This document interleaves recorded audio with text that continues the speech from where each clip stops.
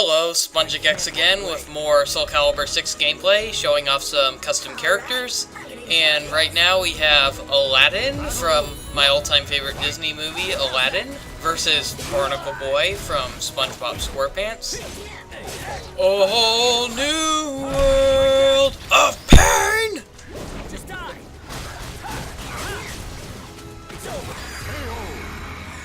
I'm not quite sure what to think about the live-action remake of Aladdin.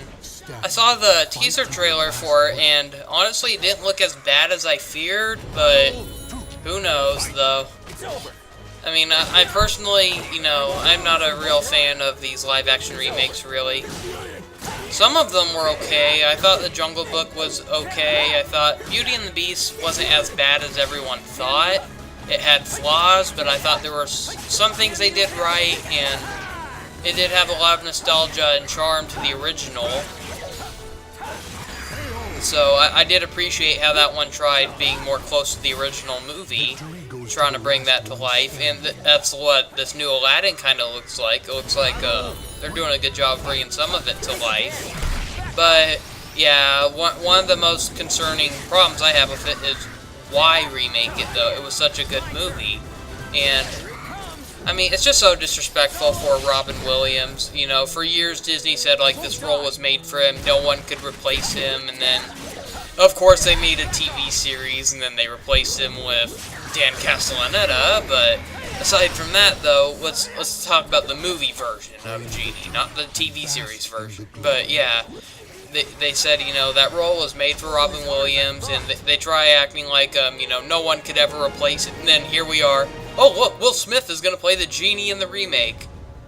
It's like, are you freaking kidding me? I mean, I like Will Smith, he's a great actor, but I just don't know how to think about that. But anyways, now we have Kasumi from the Dead or Alive series, my favorite fighter from that game. Looks like Dead or Alive 6 will be coming out February 15th next year. Not too long from now. Just about half a month after Kingdom Hearts 3 comes out. Oh, shoot, I hate it when that happens. Victory will not come easily. It must be seized. Battle 2. Fight!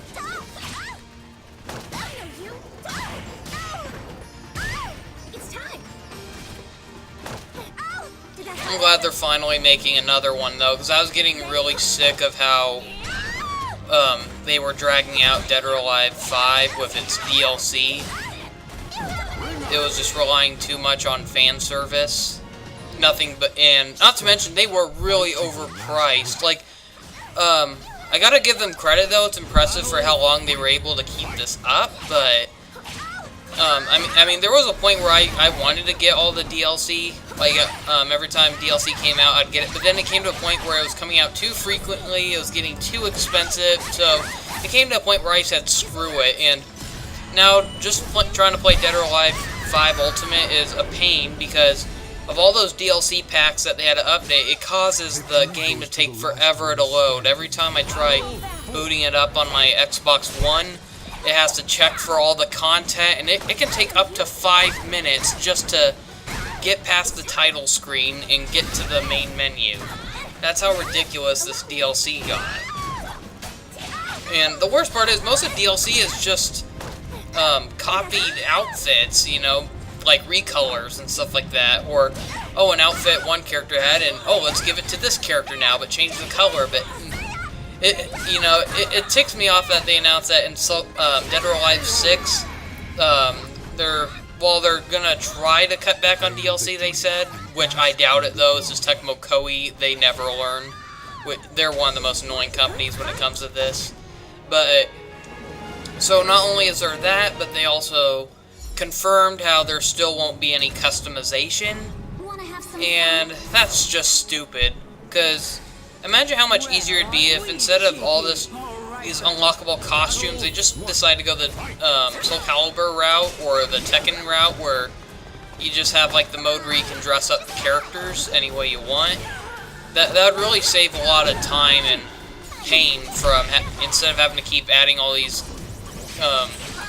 you know, separate costume slots for the characters. Just let us customize what we want them to be in. Anyways, right now we have Lily from the Tekken series. She was always my favorite character ever since I first played Tekken 5.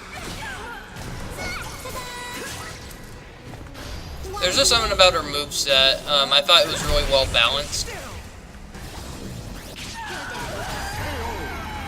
Really liked how she had a lot of chop attacks, a lot of kick attacks. They just really worked well in a lot of battles. So I tried recreating her in this, and it doesn't look very good though, because unfortunately I couldn't quite get her outfit right. Her shirt doesn't look shiny enough.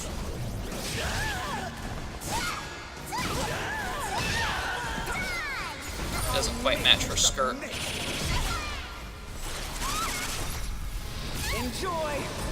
It looks more like someone cosplaying as her instead of actually someone being her.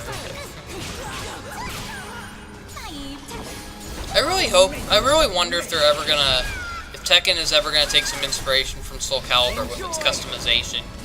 I'm not quite saying they, like, yeah, it would be really cool if they made, you know, a custom character mode, and I don't mean like in the form of a robot, like, because I do know, like, ever since Tekken, I can't remember if it was Tekken 6 or it was Tekken Tag Tournament 2 where they introduced that robot character that you can customize, give them moves from each character. That was kind of a cool idea, but not everyone wanted to be a robot necessarily.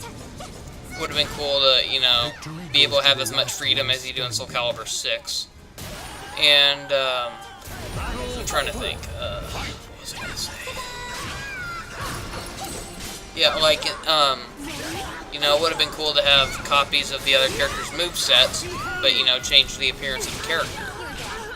Kind of like what SoulCalibur has been doing ever since SoulCalibur 3, I believe. And that would be a really nice touch, because I really don't like the customization mode in the Tekken games very much. It feels too simple. You don't really have much color palette choices like you do in this game, and I mean, some of the accessories are kind of cool, but they feel too limited is the problem. I like how ever since Tekken Tag Tournament 2, they decided to add more wacky things, but the problem is that they're just so pointless. I thought it was cool how you could equip your character with a sword, but it's such a useless attack, it's just going to hold you down if you ever try using it. Anyways, right now we have a character from one of my favorite animated movies, Shawn from Princess Mononoke.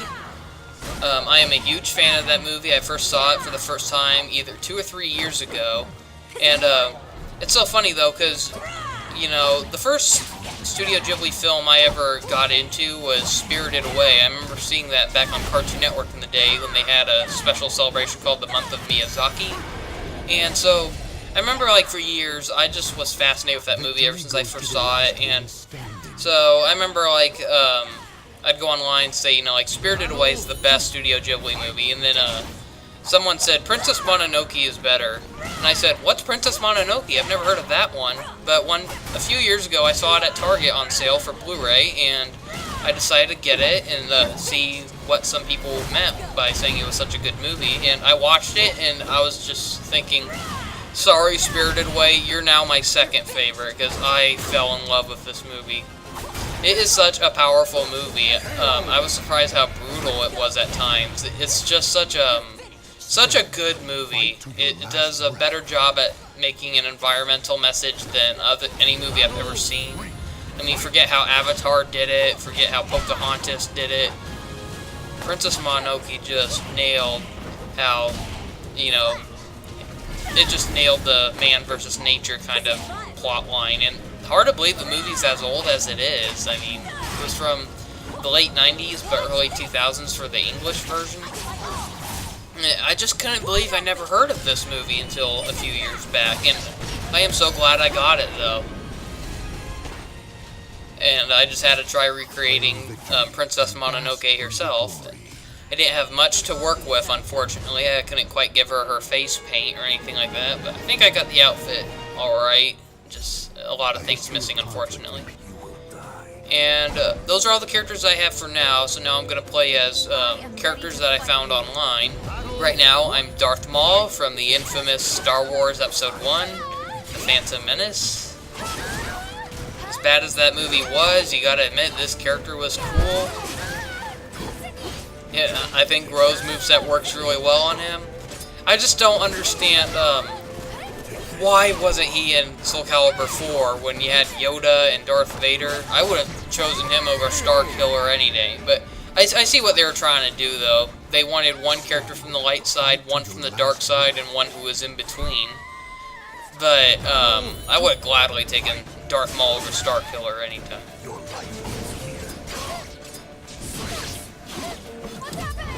Sorry, Sophidia. You're still my favorite character. Victory will not come easily. It must be seized. Battle 3. Fight!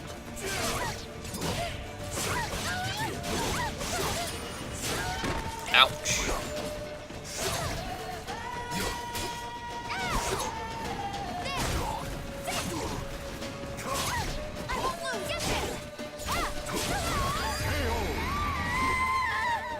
It's always painful to have to beat up the characters you like. And bask in the glory.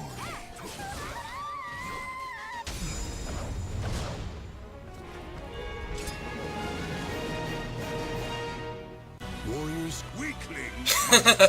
Judge Claude Frollo from The Hunchback of Notre Dame, one of the best Disney villains ever made. And for some reason they gave him Sophidia's moveset and a voice that sounds like Dr. Eggman from Sonic for some reason, but that's a very good Disney movie. So underrated though, The Hunchback of Notre Dame.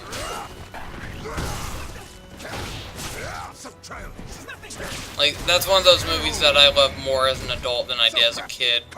There's just so much stuff that goes over your head when you watch it as a kid, and as an adult, it just has a really deep message to it. And like, some people hate the movie just because the main character doesn't get the girl in the end, and that wasn't the point of the movie, though. I mean, in the end, Quasimodo still got what he wanted. He just wanted to be accepted. He didn't want a girlfriend. But yeah, I really do love that movie. The animation, the music.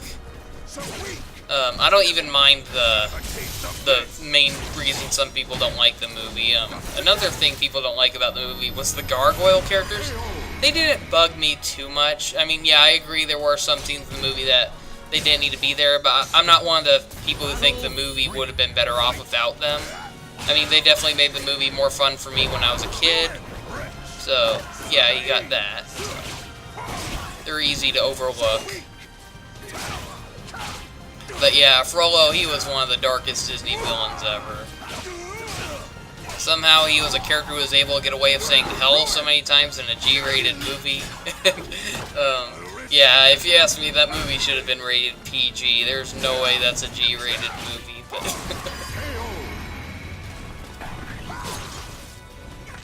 Claim victory and bask in and for some reason, he's beating the crap out of Luigi from Mario. I don't know why. stronger I am. And he shall smite the wicked and plunge them into a fiery pit. And now we have Harley Quinn from Batman versus the Harley Quinn of SoulCalibur, I guess, Tira. Seriously though, like I remember like doing the Tira story mode in this game, and she's voiced by Kate Higgins in this game, and I was just like, they need to get her to voice Harley Quinn. Why haven't they done that yet? She would be so much better than Tara Strong.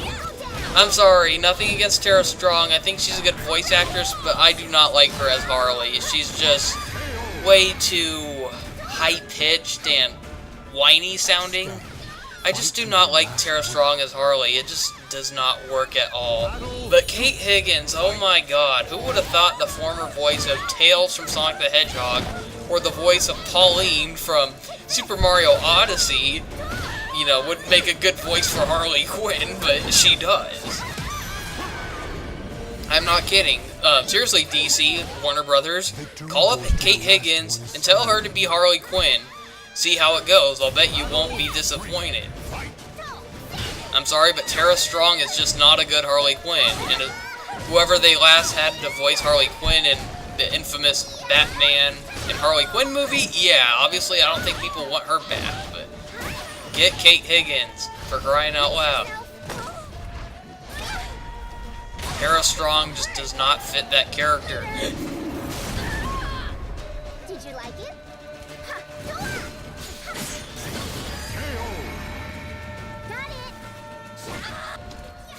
Funny how the voice of Harley Quinn in this doesn't even sound like her, but the person she's fighting sounds more like her.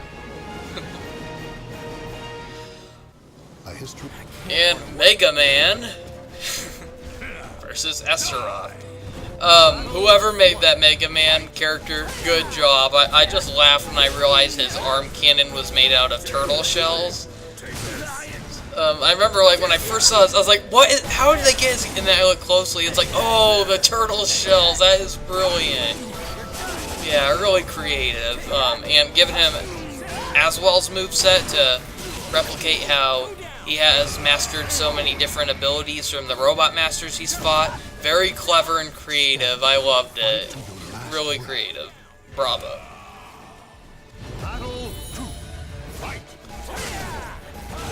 I can't help it, but a lot of the characters I create, I end up using Aswell's moveset, because his moveset just works so well for many different characters, even if it is a little too bizarre.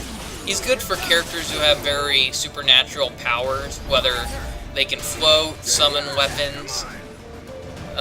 It's just, you know, he's so convenient for so many of these supernatural characters.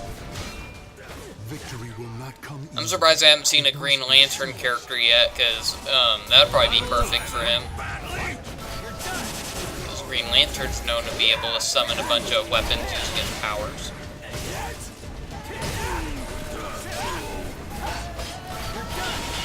This is like the Legends version of Mega Man, because he doesn't have his helmet, but then again, how can you give him his helmet in this game? There is no helmet like that. The only kind of helmets they have in this game are very medieval looking, not sci-fi looking. It wasn't as hard as I thought. That's just so funny, hearing that coming from Mega Man, because those games are infamous for being brutally hard. And now we have Tinkerbell from Disney's Peter Pan versus Sophidia. Crap, I gotta beat up my favorite character again. I don't know why, I just thought it was funny that someone made Tinkerbell. Huh, she looks a lot bigger than I remember. I remember her being tiny.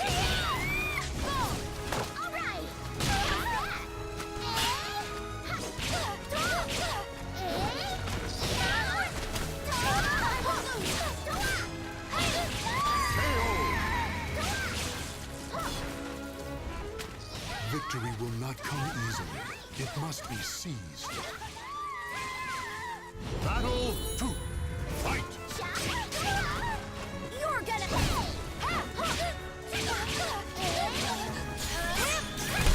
Ready?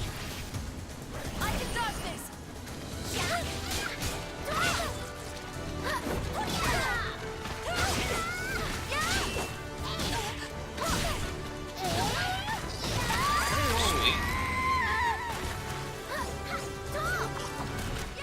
Victory goes to the last one standing. Battle 3. Fight!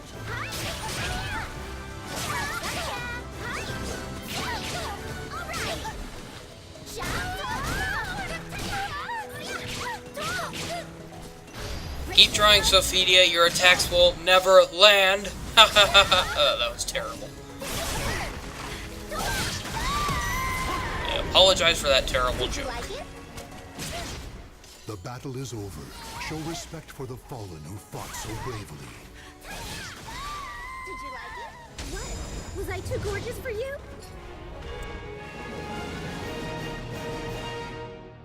Blood, flesh, and souls are offered to the gods amidst deathly chants. And finally, we have Skeletor from He-Man versus Greg the Grim Reaper from Conquer. Two skeletons. Oh boy.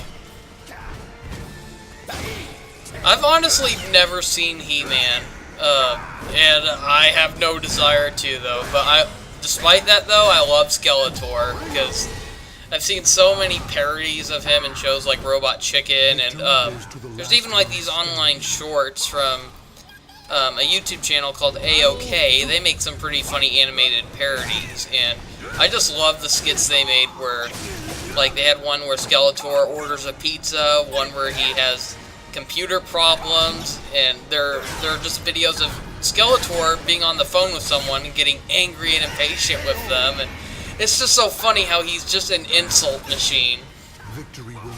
Like, almost everything he says is, "No, you!" Insert insult here, and it's just so funny. I laugh at his voice, and Robot Chicken also did some really funny skits with his character, and so yeah, it's funny when you're able to like a character more because of the parodies of them, but yeah, like after seeing actual clips of what the show of He-Man is like, it's like, no, I am not watching this cheese fest.